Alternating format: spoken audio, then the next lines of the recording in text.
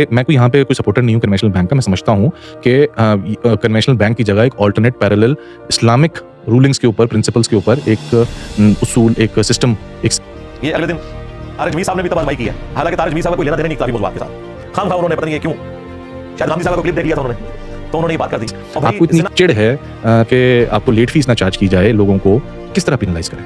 मतलब कोई ना कोई कॉन्सिक्वेंस तो होगा ना। और भाई जिना बिल जबर हो या जिना बिल रिजा हो, जिना फी नफ्स ही हराम है। सूद मर्जी से लिया जाए, मर्जी से दिया जाए, सूद फी नफ्स ही हराम है। और ये वो मौकिफ है। पाकिस्तान की सरकार अगर इतनी ही भरोसेमंद होती तो भाई टैक्स का ये हाल ना होता। सूदी कर्जा लेते हैं बैंकों से मजबूरी में, तो ले ले, बैंक गुनहगार होगा। आप तो दे रहे हैं बैंक को, बैंक से लेकर तो नहीं खा रहे। तो एक रास्ता निकाला। हालांकि अगर इनकी ये बात मान ली जाए तो भी बैंकिंग सिस्टम खत्म हो जाएगा, अपनी मौत मर जाएगा। क्यों?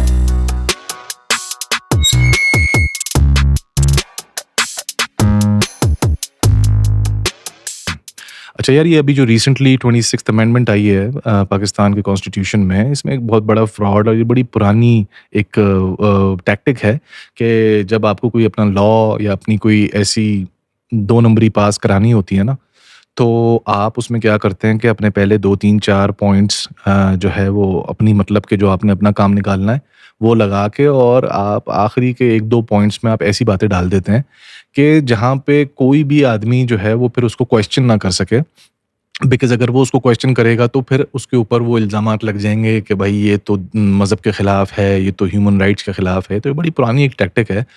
एनीवे, तो इस 26वीं अमेंडमेंट में ये जो एक आखिरी इन्होंने पॉइंटर डाला हुआ है, अगर आप देखेंगे तो जो पहले जितने भी जो मेन पॉइंट्स हैं, तो पहले जो 2, 3, 4 पॉइंट्स हैं वो बिल्कुल इर्रेलेवेंट हैं और आपस में रेलेवेंट हैं, लेकिन वैसे इर्रेलेवेंट हैं। और आखिर में ये बिल्कुल एक अलग से एक आउट ऑफ नोवेयर डाल दिया है कि जी हम सूद फ्री, रिबा फ्री कर देंगे पाकिस्तान को 2028 तक। एनीवे, इसके ऊपर इंजीनियर मोहम्मद अली मिर्ज़ा साहब ने एक बड़ी कॉम्प्रिहेंसिव किस्म की वीडियो रिसेंटली की है। मैं उसकी जो लिंक है, उसका जो लिंक है वो मैं वीडियो के अंदर शेयर भी कर दूंगा अपने डिस्क्रिप्शन के अंदर, तो वो वीडियो ज़रूर देखें। बड़ी अच्छी, बहुत ही पॉजिटिव और बड़ी अच्छी वीडियो है, उसमें काफ़ी इन्फॉर्मेटिव है। लेकिन उस वीडियो के अंदर कोई 2 मेन सवाल हैं मेरे, जिसके अंदर इंजीनियर साहब ने भी बहुत अच्छी तरह कंक्लूसिवली एक्सपैंड नहीं किया, और उन्होंने थोड़ा-सा जो है वो बेसिक बातों को, जिस तरह के पार्टनरशिप का किस तरह की अंडरस्टैंडिंग होनी चाहिए, परसेंटेज किस तरह सेट होती है, इस तरह की बातों के ऊपर ज़्यादा एक्सपैंड किया। जो असल जो कंटेंशन वाले पॉइंट्स हैं, जिनके ऊपर एक्चुअली में ज़रा एक्सपैंड करने की ज़रूरत थी, डिटेल में लोगों को समझाने की ज़रूरत थी, उसके ऊपर नहीं किया। तो मेरे 2 सवाल हैं, just want to put those questions up.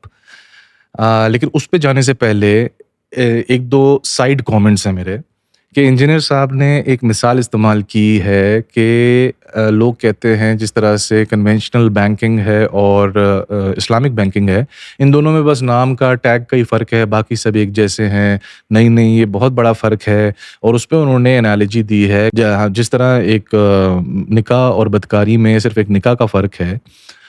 तो एक तो मेरी रिक्वेस्ट ये है कि ये सिर्फ इंजीनियर साहब नहीं करते, ये और लोग भी करते हैं। मेरी रिक्वेस्ट खाली ये है कि भाई ये बहुत, अब लोग बहुत स्मार्ट हो गए, ठीक है, और इस तरह की जो मिसालें हैं अब ये पुरानी हो गई हैं, बड़ी बद्दी भोंगी सी मिसालें हैं, ये रेलेवेंट भी नहीं है, बिकॉज ये सेट इन भी नहीं करती हैं मिसाल।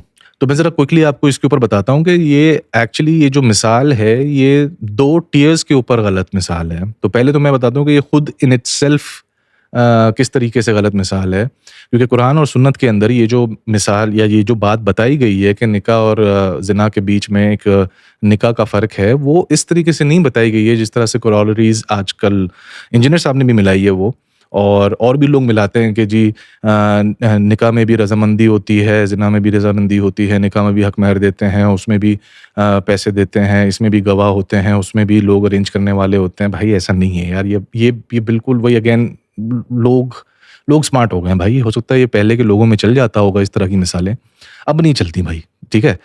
कुरान और सुन्नत के अंदर ये बड़ा सिंपल तरीके से बताई गई है ये बात, और ये एग्जैक्टली जो एक्ट ऑफ रिप्रोडक्शन जो है ना, ये उसके कॉन्टेक्स्ट में बताई गई है कि वो जो एक्ट ऑफ रिप्रोडक्शन है वो निकाह होगा तो वो हलाल हो जाएगा, बगैर निकाह के होगा तो हराम हो जाएगा। It's as simple as that.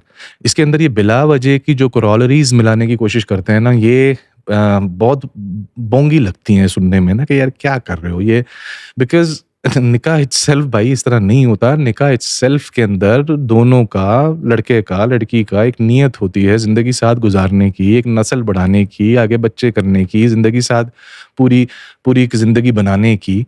तो और जो बदकारी होती है, जो ज़िना होता है, उसके अंदर ऐसी कोई नियत होती नहीं है। उसके अंदर नॉर्मली ज़ाहिर है कि बस वो आपकी हवस का प्रॉब्लम होता है, नफ्स का प्रॉब्लम होता है वो।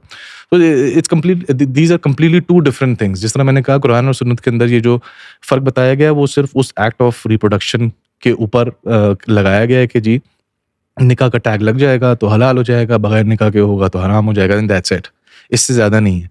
तो अच्छा, दूसरा जो है, इन्होंने जैसे कन्वेंशनल बैंक और इस्लामिक बैंक की इसके अंदर एनालॉजी देने की कोशिश की कि जी निकाह और बदकारी के अंदर वो एक निकाह का जो ठप्पा है वो हर चीज़ को हलाल कर देता है, वो यहाँ पे बैठती नहीं है भाई। ये कन्वेंशनल बैंक, तो आप बेसिकली कह रहे हैं कि कन्वेंशनल बैंक और इस्लामिक बैंक के बीच में बस इस्लामिक बैंक का ठप्पा लगा दें, बेसिकली एक एबीसी बैंक है, आप बोल दें एबीसी इस्लामिक बैंक तो सब कुछ हलाल हो जाएगा, ऐसा नहीं है। उसके अंदर बहुत सारी चीज़ें हैं, आपकी पॉलिसीज़ हैं, आपके चीज़ें इस्लामिक प्रिंसिपल्स के ऊपर हैं कि नहीं है, ये उसका फ़र्क है।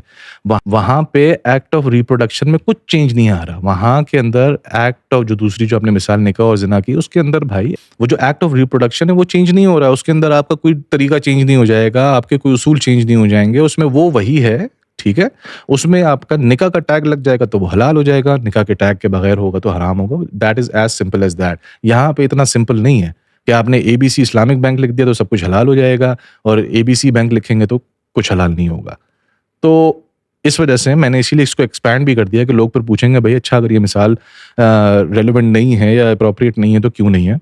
So this is the reason, because मैंने आपको इसीलिए दोनों टियर्स के ऊपर ये एक्सप्लेन कर दिया कि वहाँ पे भी क्यों ये रेलेवेंट नहीं है, इन इटसेल्फ ये किस कॉन्टेक्स्ट में कुरान और सुन्नत के अंदर है, और इसको किस तरह से लोग बिला वजह में कॉरोलरीज मिलाते हैं, इसकी रेलेवेंस बनाते हैं, नहीं बनती। और दूसरा ये वाली जो मिसाल इन्होंने दी इस्लामिक बैंक और कन्वेंशनल बैंक वाली, इस वजह से ये इसके अंदर भी रेलेवेंट नहीं बनती। इसके अंदर इस्लामिक प्रिंसिपल्स का होना ज़रूरी है, सिर्फ ठप्पा लग जाने से कुछ नहीं होगा, राइट?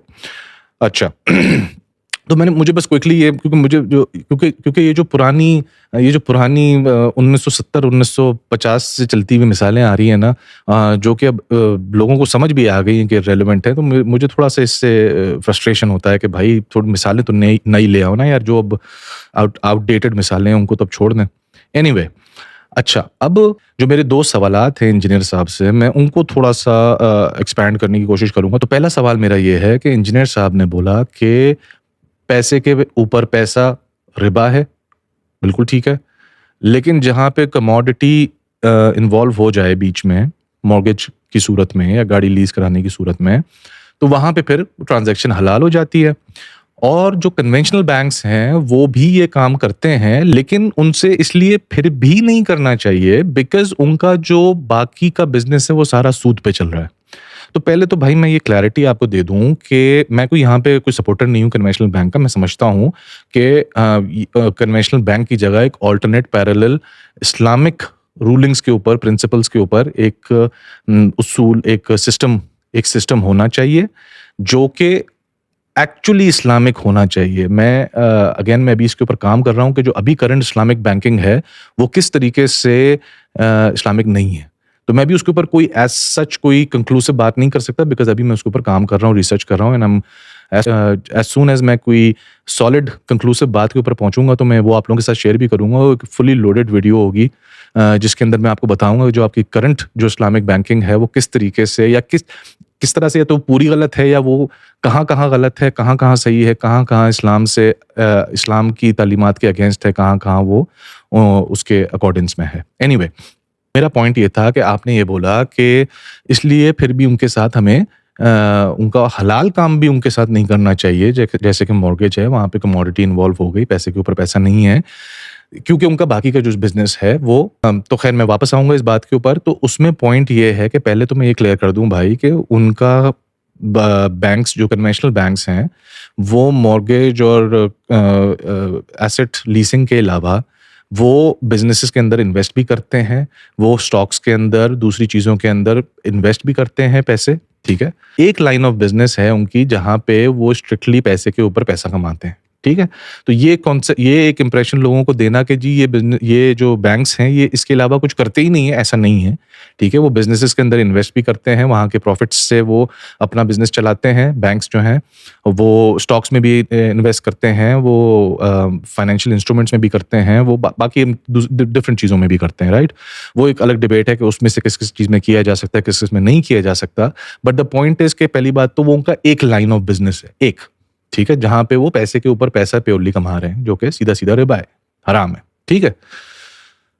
तो मेरा सवाल बेसिकली ये है कि भाई आपकी इस लॉजिक के हिसाब से मैं आपको 1-2 मिसालें देता हूँ। एक मिसाल आप यूट्यूब की ले लें, ठीक है?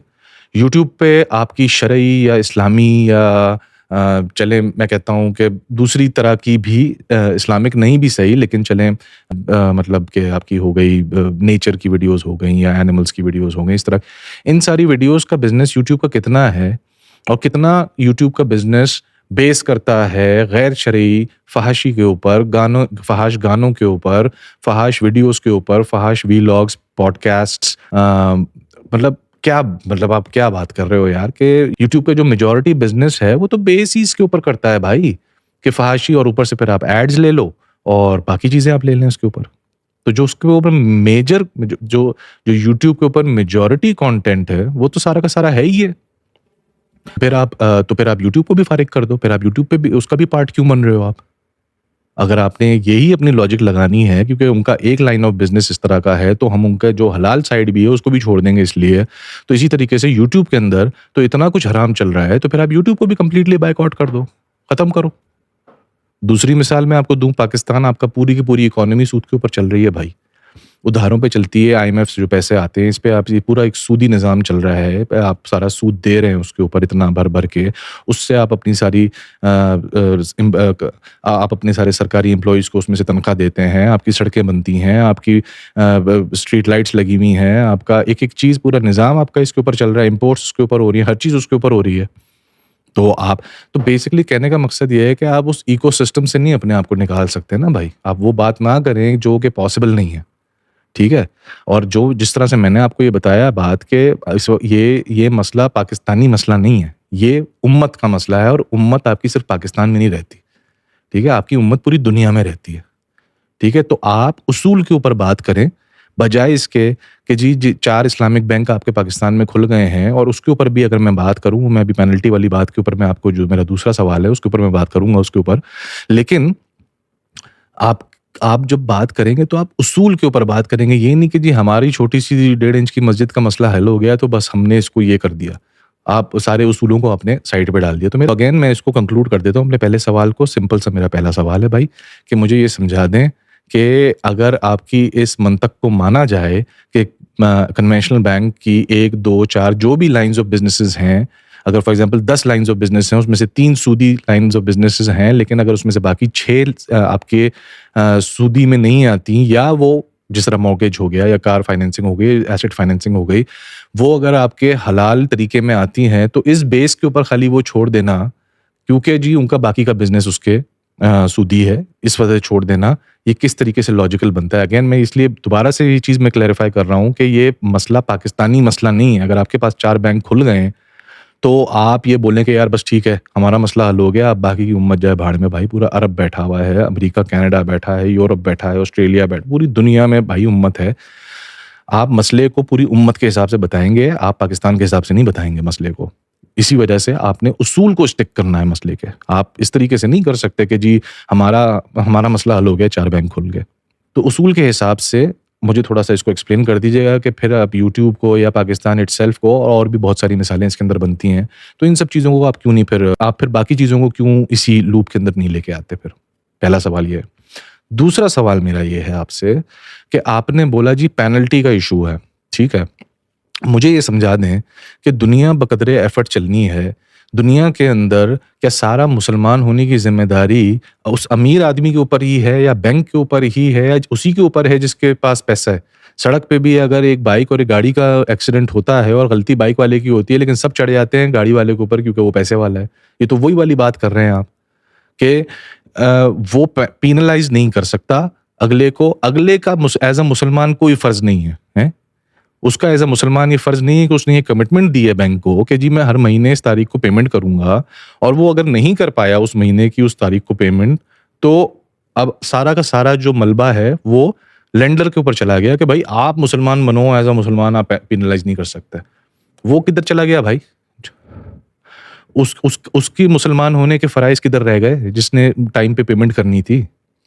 तो मुझे थोड़ा-सा ये बात समझा, इस सवाल को मुझे थोड़ा-सा मैं और एक्सपैंड करता हूँ कि मुझे थोड़ा-सा ये समझा दें कि क्या करे आदमी? आपको इतनी चिढ़ है कि आपको लेट फ़ीस ना चार्ज की जाए लोगों को, किस तरह पेनलाइज़ करें? मतलब कोई ना कोई कॉन्सिक्वेंस तो होगा ना, कि जिसकी बेस के ऊपर आप अगले को रिस्ट्रिक्ट करोगे कि भाई आपने मेक श्योर करना है कि इस तारीख को पेमेंट हो, वरना तो इसका कोई एंड ही नहीं है। आप इस महीने नहीं कर पाओगे, अगले महीने आप 2 महीने पीछे हो जाओगे। जब 1 महीने का आप नहीं दे पा रहे हो, तो 2 महीने के एक साथ कैसे दोगे? 6 महीने के एक साथ कैसे दोगे? क्या बात कर रहे हो आप? ये कैसे होगा? अच्छा, फिर दूसरी चीज़ ये कि क्या किया जाए? बच्चे उठा लें उसके? क्या मतलब इसका क्या हल है? पिन आपको बहुत चिढ़ है कि भई उसके ऊपर फीस ना लगाएँ, फीस नहीं लगाते, ठीक है, फिर आके पीट के चले जाएँ, एक हाथ तोड़ के चले जाएँ, अगले महीने दूसरा हाथ तोड़ दें। क्या करें? उसके एक-एक करके बच्चे उठाना शुरू कर दें? क्या मतलब कोई ना कोई तो भाई उसको बताना पड़ेगा ना कि भाई तुमने अगर लेट किया तो उसका कोई कॉन्सिक्वेंस होगा। तो ये मुझे आज तक लॉजिक समझ नहीं आई है कि जी अगर ठीक है दीन के अंदर आप इस तरीके से पेनलाइज़ नहीं कर सकते तो कैसे कर सकते हैं? ये तो एक्सप्लेन करें आप पहले। ऐसा तो नहीं हो सकता भाई कि आप किसी को उधार दें और अब बस अल्लाह वास्ते बैठ जाएँ कि भाई ठीक है भाई, अब अल्लाह की मर्ज़ी होगी तो ये उधार वापस आ जाएगा, वरना मेरे पास तो कोई तरीका नहीं है उधार वापस लेने का। अगेन मैं ये सिस्टम की बात कर रहा हूँ, मैं कोई पर्सनल उधारों की बात नहीं, मैं कह रहा हूँ एक सिस्टम से आपने घर खरीदा है, आपने गाड़ी खरीदी है, आपने कोई प्रॉपर ट्रांज़ैक्शन की है बैंक के साथ, तो कोई रूल्स एंड रेगुलेशंस होंगे ना भाई, उसको वो आपने साइन भी किए हैं, एग्री भी किए हैं। तो वो जो कमिटमेंट आपने पूरी करनी है, इंडिविजुअल ने पूरी करनी है, वो किधर गई? आपने वो सारी ज़िम्मेदारी बैंक के ऊपर डाल दी कि भाई आप कुछ नहीं कह सकते अगर आपको टाइम पे आपके पैसे नहीं मिलते। तो इसकी ज़िम्मेदारी किधर गई जिसने कमिटमेंट की है और अपने हाथ से साइन किया है कि जी मैं आपको पहली तारीख को पेमेंट करूँगा? और उसका तरीका क्या है? मैं मेरा सवाल है ये, मैं कुछ ये नहीं बोल रहा कि ये गलत है कि सही है, मैं आपसे पूछ रहा हूँ कि भाई अगर वो पहली तारीख को पेमेंट नहीं देता, तो क्या तरीका है फिर पेमेंट लेने का? अगली पहली तारीख आ गई, उसकी भी पेमेंट नहीं आई, अब क्या होगा? क्या तरीका है? उसके ऊपर आपने बड़े उससे बताया कि जी पाकिस्तान के अंदर जो है ये सिस्टम नहीं है, बैंक का कोई इंटरेस्ट नहीं है, जो भी लेट फ़ी वो चार्ज करते हैं इस्लामिक बैंक वाले, लेकिन वो पैसा वो पैसा पाकिस्तान की सरकार की चैरिटी फंड में चला जाता है। ज़बरदस्त यार! भाई पहली बात तो ये है कि जिस बंदे को तकलीफ़ पहुँची, जिस बंदे से लेट फ़ी चार्ज हुई है, जिस बंदे की तकलीफ़ है, जिस बंदे की तकलीफ़ के लिए ये बात दीन में की गई है कि जी लेट फ़ी चार्ज नहीं करनी, वो तकलीफ़ तो पहुँच गई। अब इसके बाद वो चाहे चैरिटी में जाए, चाहे बैंक को जाए, चाहे वो उसको लगा के आग लगा के हाथ गरम कर लें, उसको क्या फ़र्क पड़ा? उसकी उस जिसके लिए ये रूलिंग है पेनल्टी वाली दीन के अंदर, उसको तो हो गया ना, उसका तो नुकसान मतलब उसने तो फ़ी पे कर दी ना। अब वो पैसे कहीं भी जाएँ, उससे क्या फ़र्क पड़ता है? और आप इस बात पे बड़ा एक तरह से आपको खुशी थी कि भई वो एक चैरिटी फंड में जा रहे हैं सरकार मतलब पाकिस्तान की सरकार अगर इतनी ही भरोसेमंद होती, तो भाई टैक्स का ये हाल ना होता। पहली बात तो ये है। ये एक डिफरेंट टॉपिक है, मैं इसमें नहीं इसको डालूँगा, बट लोगों को कोई भरोसा नहीं है आप कह रहे हैं जी पाकिस्तान की सरकार के चैरिटी फंड में जा रहे हैं, कोई भरोसा नहीं, वो चैरिटी फंड से वो पाम बीच के घर में लग जाएँ जाके। उससे मतलब ये एक फ़ुज़ूल सी आपको एक आई थिंक आपको खुशी थी इस बात पे, लेकिन बड़ी फ़ुज़ूल सी खुशी थी कि जी ये बैंक को कोई इंटरेस्ट नहीं है आपकी फ़ीस से। कमाल कर रहे हैं यार, मतलब अगेन जिस तरह मैंने कहा जो रूह थी इस बात की कि भाई आप जो पे करने वाला आदमी है उसको वो एक्सप्लॉइट ना हो, उसकी इस वजह से ये पेनल्टी वाला जो सिस्टम है उसको वो किया, लेकिन वो अपनी जगह पे है। एंड अगेन मेरा क्वेश्चन वही है वापस से कि भाई पेनल्टी का, कॉन्सिक्वेंस का क्या तरीका है फिर? ऐसा तो नहीं हो सकता कि बगैर किसी डर के आपको जो है वो घर खरीदने के पैसे दे दिए जाएँ और अब आपको कोई डर नहीं है, साल भर आपने कोई पेमेंट नहीं की, जी पार्टी करो, ऐशी करो, आपको कोई पेनलाइज़ नहीं कर सकता, ऐसा नहीं है भाई। तो ये मेरा सवाल है कि फिर पेनलाइज़ करने का क्या तरीका है? और ये कोई जस्टिफिकेशन नहीं है कि जी सरकार के चैरिटी फंड में चले जाते हैं पैसे, भाई जिसके पास की जेब से निकलने वो तो निकल गए पैसे। तो ये थोड़ी-सी कन्फ्यूज़न है इस बात के ऊपर कि भाई वो जो फ़ी चार्ज करने का आपने बोला, पेनलाइज़ ना करने का आपने बोला, ये मतलब ये क्यों है फिर? मना क्यों है फ़ी एक्स्ट्रा लेट फ़ी चार्ज ना करने वाली बात क्यों मना है? ये उसी इंसान के पे करने वाले के दुःख की वजह से, दर्द की वजह से ही मना है ना कि भाई वो ऑलरेडी अगर प्रिंसिपल ही नहीं दे पा रहा तो लेट फ़ी कैसे देगा वो? इसी वजह से ये मना है ना, ठीक है? तो आपने उसकी जेब से तो निकाल लिया पैसा। अब आगे वो जहाँ भी जा रहा है इट्स इर्रेलेवेंट टू हिम, उसको फ़र्क नहीं पड़ता भाई, आप चैरिटी फंड में बैंक भी रख लेगा तो उसको क्या फ़र्क पड़ेगा? आपकी पूरी वीडियो में से मेन ये 2 सवाल हैं कि अगेन मैं क्विकली रिव्यू कर देता हूँ दोनों सवालों को। पहला सवाल यही, कन्वेंशनल बैंक के जो हलाल सेक्शंस हैं वो भी हम नहीं इस्तेमाल कर सकते, तो फिर मुझे ये बता दें कि जी यूट्यूब हो गया और ये मैंने आपको 2 मिसालें दी यूट्यूब की और पाकिस्तानी इकोनॉमी की, दोनों में यूट्यूब के अंदर जिस तरीके से फ़हाश कंटेंट है और सारी चीज़ें हैं, गैर इस्लामी कंटेंट है, तो फिर आप उसका भी बायकॉट कर दें और फिर पाकिस्तानी इकोनॉमी जो पूरी तरीके से सूदी इकोनॉमी है, फिर उसका भी तो बेसिकली पूरे इकोसिस्टम से ही अपने आप को बाहर निकाल लें और फिर बेसिकली आई डोंट नो जंगलों में रहें, क्या करें? आई डोंट नो, सवाल है मेरा, मुझे नहीं पता, ठीक है ना? बाय द वे ये भी एक अलग टॉपिक है, मैं क्विकली बता देता हूँ, इसी वजह से अल्लाह ताला ने इस्लामी निज़ाम कायम करने के लिए इंसान को दुनिया में भेजा है, जिसमें हम बुरी तरह फेल हुए हैं और अब ये इस तरह की उछल-कूद कर रहे हैं बिला वजह की। एनीवे, जिस तरह मैंने कहा कि अभी मैं ज़रा इसके ऊपर काम कर रहा हूँ और मैं एक बड़ी फुली लोडेड किस्म की वीडियो बनाऊँगा इन सारी चीज़ों के ऊपर, इसलिए मैं ये बहुत नहीं बोल रहा, बस इतना बोलना काफ़ी है कि जब निज़ाम नहीं है तो ये बिला वजह में इधर-उधर उछलने का और इस तरह की छोटी-छोटी गुंजाइशें निकालने का कोई फ़ायदा नहीं है। और दूसरा सवाल मेरा यही था, पेनल्टी का अगर कोई तरीका नहीं है तो क्या तरीका है? अल्लाह वास्ते तो नहीं चल सकते मामलात, ना चलते हैं, ना अल्लाह ताला ने बोला है कि दुनिया में मामलात इस तरीके से चलेंगे। दुनिया में मामलात बक़द्र एफ़र्ट हैं, मामलात जो है वो नेचुरली चलेंगे, तो इसका मुझे प्लीज़ थोड़ा-सा एक्सप्लेन करें कि भाई कॉन्सिक्वेंस का क्या कॉन्सेप्ट है इस तरह की ट्रांज़ैक्शंस के अंदर, हमारे दीन के अंदर। एनीवे, मिलते हैं नेक्स्ट वीडियो में। Thank you very much.